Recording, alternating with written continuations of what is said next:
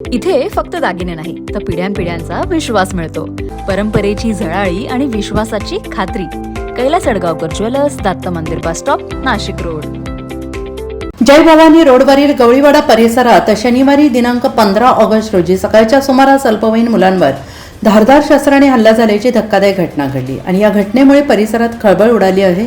नागरिकांमध्ये भीतीचं वातावरण निर्माण झाले. मिळालेल्या प्राथमिक माहितीनुसार तिघे अल्पवयीन मुले दुचाकीवरून कामानिमित्त जात असताना 2 ते 3 दुचाकींवरून आलेल्या काही जणांनी त्यांच्या दुचाकीला जोरदार धडक दिली. या धडकेत तिघेही खाली पडले. त्यानंतर संबंधित टोळक्याने त्यांच्यावर हल्ला केल्याचं सांगण्यात येतंय. या हल्ल्यात एका अल्पवयीन मुलाच्या डोक्यासह पाठीवर, कमरेच्या भागावर धारदार शस्त्राने वार झाल्याची प्राथमिक माहिती आहे. परिसरातील दुकानदारांनी प्रसंगावधान राखत मध्यस्थी केल्याने पुढील अनर्थ टळला. तोपर्यंत हल्लेखोर घटनास्थळावरून पसार झाले आणि यावेळी यातील एका दुचाकीला घटनास्थळी सोडून दिल्याची माहिती आहे.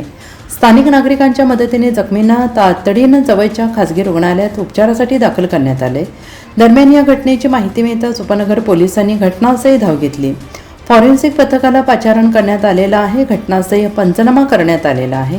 हल्ल्यामागील नेमकं कारण तसेच हल्लेखोरांची ओळख अद्याप स्पष्ट झालेली नाहीये. उपनगर पोलिसांकडून पुढील तपास सुरू आहे. उपनगर पोलीस ठाणे हद्दीत सातत्याने जीवघेणे हल्ले, गाड्यांची तोडफोड, दहशत निर्माण करण्याच्या घटना होत असून नव्यानं आलेल्या वरिष्ठ पोलीस निरीक्षक पिसे यांना या सर्व गुन्हेगारी घटनांवर वचक निर्माण करणे एक आव्हान असल्याचं बोललं जात आहे. सदर प्रकरणातील संशयित आरोपी पोलिसांनी जेरबंद केले आहेत. पुढील तपास उपनगर पोलीस ठाण्याचे पोलीस करत आहेत. NCN news Nashik.